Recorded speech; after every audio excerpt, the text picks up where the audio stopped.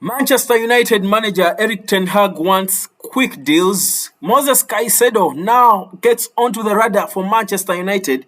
Min-Jae has said his goodbyes to Napoli. Harry Maguire is still there. United are still stuck with their captain. Ladies and gentlemen, it is 8 days to the official start of the summer transfer window, but it is business unusual. Welcome to the hotspot. My name is Webb, and tonight the conversation is going to be focusing on one club, that's Manchester United. Now, this is a club that has been linked to so many players, even when the window hasn't started. And of course, they have started making contact with some of them. And speaking of contacts, let's get with one of the players they have already approached, and confirmation is Min-Jae, the defender, the centre back from Napoli, has already said his goodbyes to his colleagues at Napoli, pending a move over to Old Trafford. Now, Min-Jae is a centre back who was actually the best centre back in the Italian Serie A.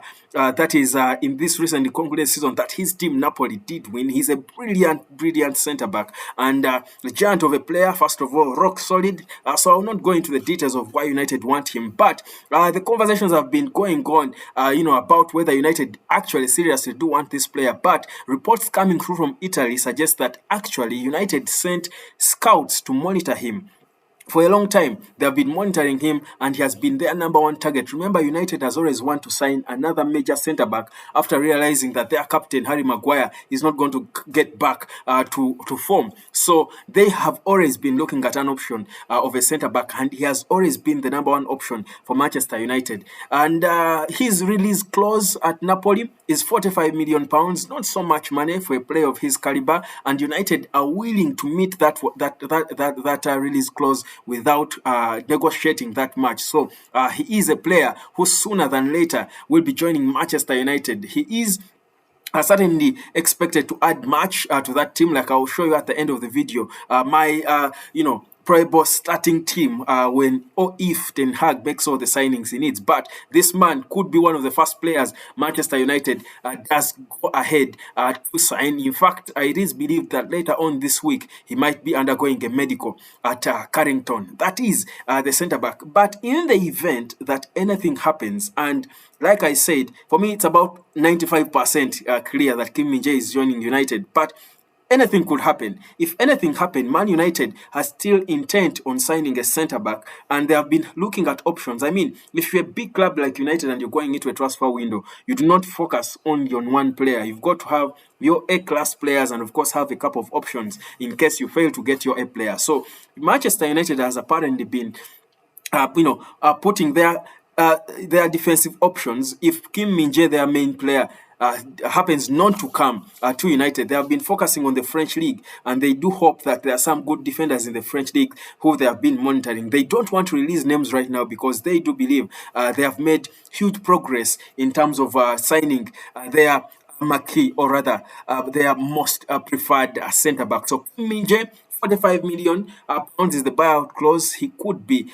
joining Manchester United more sooner rather than later. That's one department that United are looking like they are going to be sorting already. Now, the other department is a goalkeeping department that has got this man, Diogo Costa. He has been on the radar of Manchester United for quite a while, ever since he broke through into the first team of FC Porto. Now, reports do suggest that he already wished bid his farewell to his teammates at FC Porto, and his agent, George Mendes, has been working behind the scenes with Manchester United and his guest issued agency to ensure that they bring over Diogo Costa to Manchester United, to Old Trafford. And the development coming through when it comes to the goalkeeping department of Manchester United is that there could be some good news for you if you are one of those people who feel this man should be just coming in and David De Gea should be going, because reports that are coming in suggest that David De Gea is apparently being linked to a move to the Saudi Pro League, because there could be teams. There are plans from Saudi Arabia to prepare a bid for David De Gea to try and get him out of his misery. I think, for me, that could be something United supporters should be celebrating. For those of you who feel like De Gea should not even be staying, well, like I told you, what's given is that Diogo Costa is going to be joining Manchester United, because United did agree to meet his buyout clause of about close to 55 million pounds. That's about 65 million euros. So they did agree to meet his buyout clause, and he's also soon, I think in less than 2 weeks, he will be flying over to Carrington for a medical and finalizing a move to join. But the talk has been, does he come as an out and out number one? De Gea goes, or is Man United going to get through with negotiations with David De Gea? Remember, his contract, came to an end, and they have not yet, finalized between the club and the player De Gea on what exactly is going to happen. What has been stalling these negotiations have been, one, the decision, because like Eric Ten Hag said, whereas De Gea is an important player, he cannot guarantee him a first team football anymore. So that's what is stalling, the conversations between the two parties, but also whether De Gea would accept to take a pay cut. So those are the talks that they're trying to have. But if the deal from Saudi Arabia comes through, for me, I think it will be a good option for David De Gea to just go and enjoy his money. Remember, Saudi Arabia is planning intentionally to sign some of the biggest names in football, from Luka Modric, N'Golo Kante. They have signed Karim Benzema. Of course, Cristiano Ronaldo is already there. They are looking at so many big players to go and join the Saudi Pro League. So David De Gea could be just one of those, and that's an option for him. So that's the latest development coming through from Manchester United concerning the goalkeeping department. But for Diogo Costa, I do think if you're a United fan who wants to see him at United, you should not be worried. Diogo Costa will sooner rather than later be a Manchester United player. So that's the other department that United have been focused on, and they had other options that they were looking at. Like I told you, bring Diogo Costa, have De Gea stay as a second fiddle, or look at bring Diego Costa and maybe other cheaper goalkeepers, or elevate Dean Henderson to another competitor to try and compete with Diego Costa for the starting nod in goal. But right now, as it is, Diego Costa is the man they are focusing on, so they won't be spending anymore.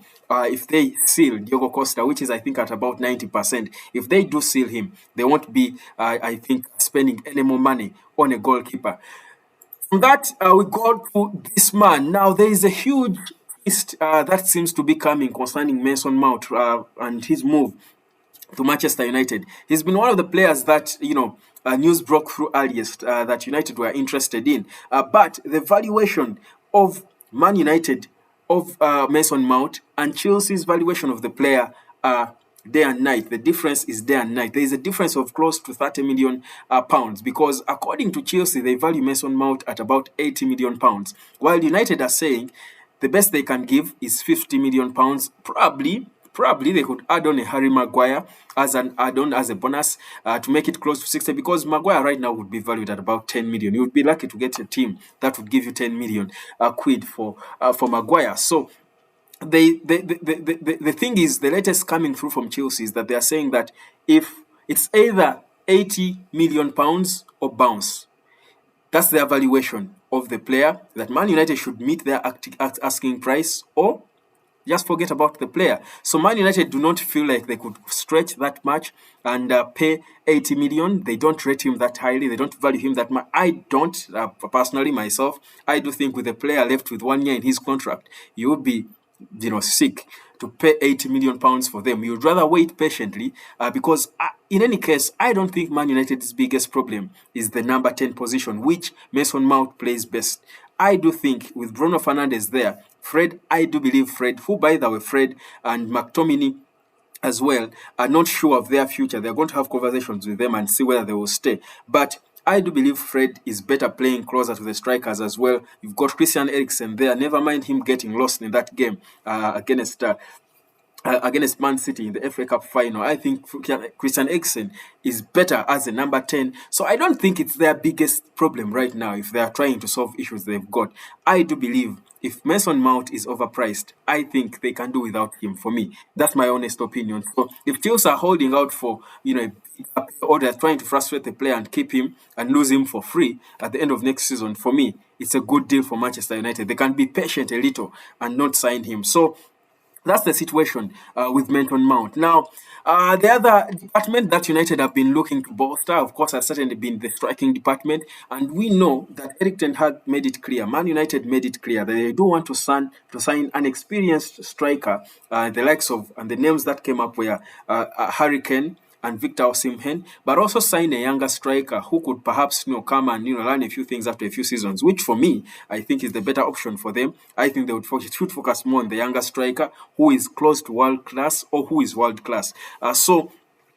Or they can sign one who can give them both. He's young and world class, and that's Victor Osimhen. But of course, the talk when it comes to Osimhen is a bit tougher and harder. So, as it is now, with Real Madrid coming into the picture when it comes to Harry Kane, United are still hoping, by the way, that he can convince Harry Kane to choose them, or even convince Daniel Levy to sell Harry Kane to them. But what is coming through right now is that their focus might be shifting. They could be relenting and accepting that it will be difficult to get one of their top targets when it comes to the marquee striking, option. So they could be going for this young man. That is Rasmus Haaland, who is not a hurricane. He's not a proven. He's a young striker playing for Atalanta in Italy, and they have been monitoring him as well. And they do feel he's one player who can grow into a world-class striker if he's given the time. He's a young lad, just 21 years of age. Certainly, time is ahead of him, and he has shown signs. He's a good finisher, good in positioning. Probably can get better in terms of what he does with the ball and his decision making. But like I said, he's a young player. And there's room for growth for him. And he's a bit cheap. He's a cheap option. They can get him for about £40 million. Is he the solution, the out and out solution for the goal scoring problem that United has? Perhaps not. But like I said, United now do need to build. They need time to build. And if Haaland is the best option for that, is the best available option now for me, I do think they can do with him. So that's the other situation there. But for this youngster, I think him joining the team is quite possible. I think he's cheap. First of all, or rather, he's affordable for Manchester United. He's certainly affordable. They would afford to sign him.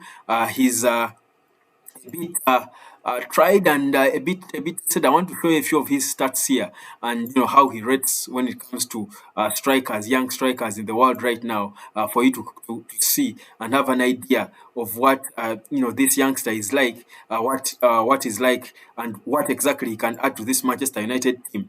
But the truth is, for a youngster who is 21 and he's promising, getting him for £40 million in this day and age in the transfer market, I think that's a bit of a cheap, and I think United should be celebrating. So those are a bit of the facts about him playing for Atalanta. He was signed for. He was rated at 17.2 million euros. Of course, that's how science rates him. But of course, he has his release clause of about 45 million. So that's not so much money for Man United, a team like Man United, if they do seriously want a player. So that's why I feel he's one player who they can easily get. So for United supporters out there, I think this young man is one who could be joining the team sooner rather than later. So that's the other player I did want to tell you about. Now, away from the striking position and Haaland, Man United as well have been hunting for someone to help them take away this man, Harry Maguire, the captain. Now, according to the latest reports coming through, it is believed that Tottenham Hotspurs are still, after now confirming, their coach. There is a feeling that Spurs do think Harry Maguire can be revived. Remember, like I told you yesterday, Harry Maguire is an English player. He's a starter in the English national team. He's an important player for England. The coach, Guy Southgate, believes he should be playing in the top clubs. Now, the top clubs means sort of the top 6 right now, you would say, or the top 5. But none of the top 5 seems to believe in Harry Maguire except Tottenham Hotspur. So, according to reports, Spurs do want to take a gamble on him and they could actually listen to Manchester United. Like I told you earlier, if Man United do have hope of signing Harry Kane, they could offer some cash and Harry Maguire to Spurs, and Spurs could listen. Could, mark my words, could listen to that. Now that's an unlikely scenario. It's quite unlikely because I do think Harry Kane is going to join Real Madrid. But the team that could offer Harry Maguire, among the teams, like I said, in the top 5, top 6 teams in England, that could offer Harry Maguire an exit, Spurs seems to be the more serious one. Of course, West Ham United was also among those, but David Moyes seemed to be, undecided because apparently they were told United wanted about 40 million, and I think they slowed down a bit. They said, guys, first relax. They gave them time to make up their minds. So, but also West Ham is not really a top 6 or top 5 team. So that again is a bit of a problem. But apparently, reports coming through do suggest that Harry Maguire could be actually headed to Spurs in some way. But of course, that's now an emerging story that we are going to keep following. But also, Man United, like I told you, we now have after sort of getting the foot off the pedal when it came to Mason Mount because of the money issues. Apparently, they shifted focus on Caicedo. Now, you can imagine the battle for Caicedo involving Arsenal, Chelsea, and Manchester United. I do wonder who you would choose if it were you, or who you think Caicedo would choose. For me, like I told you, I think the best option would be him choosing Arsenal. But also, I feel like if Man United solves the goalkeeping department, gets Kim Min-Jae, a centre back, and gets a serious striker, I think that could be a fair summer window for them. I don't think it would be good for them to sign so many players at once, given the circumstances. Of course, everything happening at the club, the takeover, and all, but also what they are building. You don't want to bring in so many players who should then slide into the first team. You have the pressure of making them deliver. I think the way they brought in Casemiro and Anthony, don't bring in so many big players at once. So for me, if they solve the major problems that are in the goalkeeping, of course, centre back, because there are two starting centre backs in Martinez and Varane are not consistent because of injury, but also the fact that they are Maguire is never going to bounce back. They certainly need a centre back and a striker. They need to be guaranteed more goals up front if they are going to compete with the likes of Manchester City. For me, if Man United focuses on those, the talk of Mason Mount, I think, can go to bed for a bit. They can push that to the next transfer window or to when Chelsea comes back to their senses and listens. The talk of getting Caicedo. I feel United today with Casemiro in there. Yes, they need a holding midfielder because they're going to be playing more. They need someone to back up Casemiro, but I don't think that's an urgent need for United right now. If you are to sort issues, you want to start with the urgent ones, the immediate ones, the short term and the longer term. For me, I think the immediates for United are goalkeeping position. They need a centre back and a world class or close to world class striker. If they sort those, they can rest and be patient a bit. But how could United look with all these transfers? Here's the thing, and here's what Eric Ten Hag's team could look like if they signed all these players. And those three that I've put there, I think, are the most likely players to join United. The goalkeeper, Diogo Costa, the centre back, Diogo Costa going for 45 million pounds. That's pounds, not euros. 55 million pounds.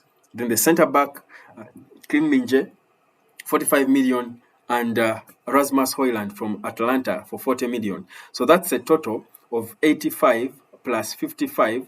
That's 10, 9, 140 million.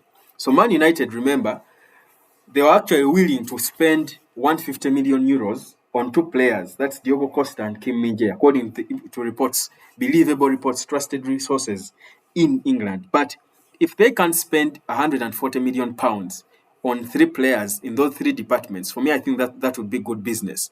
They could leave them, it could leave them some more money because I believe Man United could have about 250 million pounds to spend in the summer.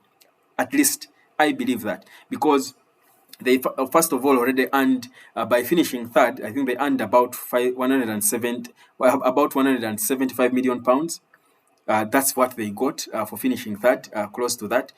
So if you add on the money that will come in with a new owner, whoever it will be, whether Sir Jim Ratcliffe, who is most likely going to be the one, or uh, if it's going to be Sheikh Jassim, who is contemplating a more interesting bid, I think they would have the money to spend.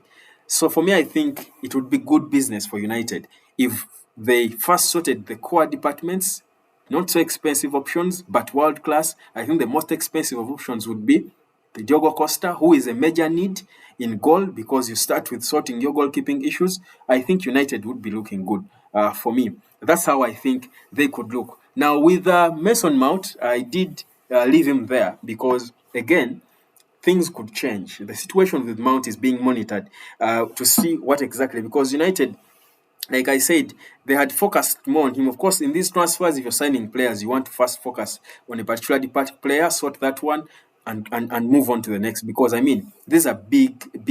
This is a big, a very sensitive time for clubs. So with Mount, I've not put a figure there, but because I told you, I'm a bit have disquiets about Mount and whether he's really a player Man United really need right now. I do believe if Chelsea is giving them headache, they can relax. There was also talk of United being interested in Declan Rice. I don't want to go so much into that. I don't think United really are serious on Declan Rice. I think these are the players they could be interested in.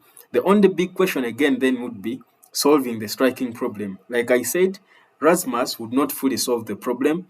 If they have an extra close to 100 million quid to spend, even even when they sign Rasmus, because I told you they want to sign a world-class proven striker and a number two, a second fiddle. So that's why Hurricane would be a perfect fit for the immediate solutions of goals, but also a number two would land and maybe in 2 3 years takes up the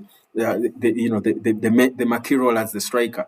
But the options are limited when it comes to that position. With Real Madrid coming into the picture and hijacking the bid for Harry Kane, options are limited for United. But even when they fail to find one, they don't want to put themselves under pressure to just go and spend money.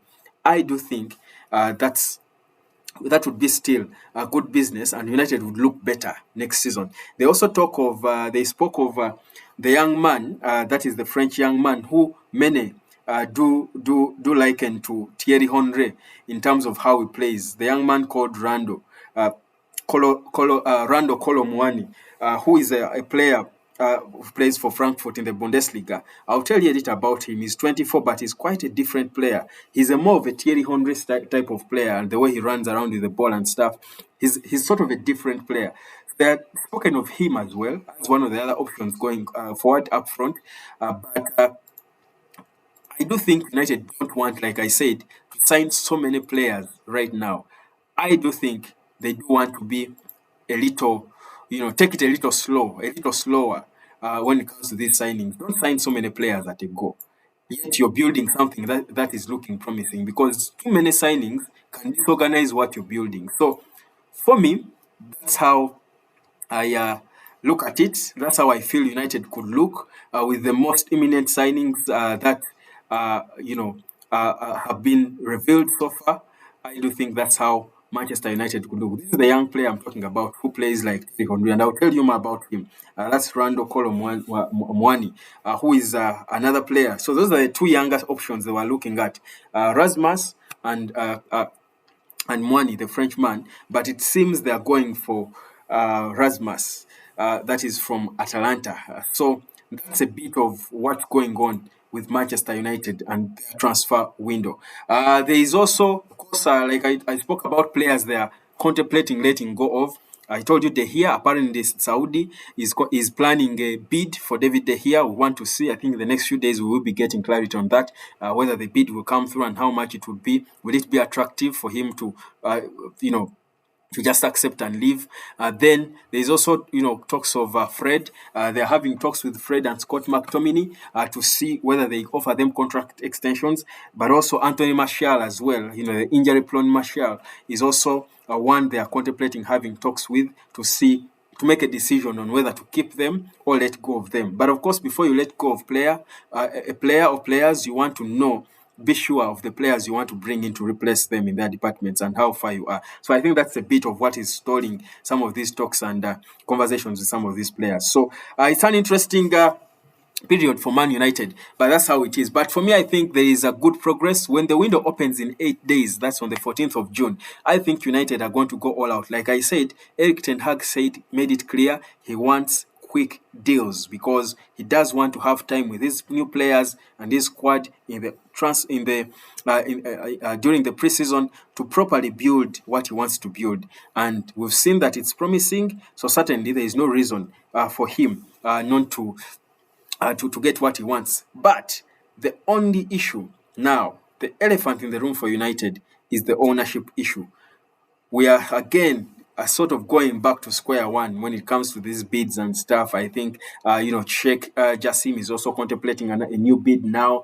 He's so interested, and of course the fans do want Sheikh Jassim to take the club because they know what it would mean. But the Glazers are still stuck to their guns. So it's going to be a difficult situation for Ten Hag because this affects how they will perform in the transfer window. They have to be sure of how much money they will have in the window. You can't be sure if you don't know who the owner of the club is.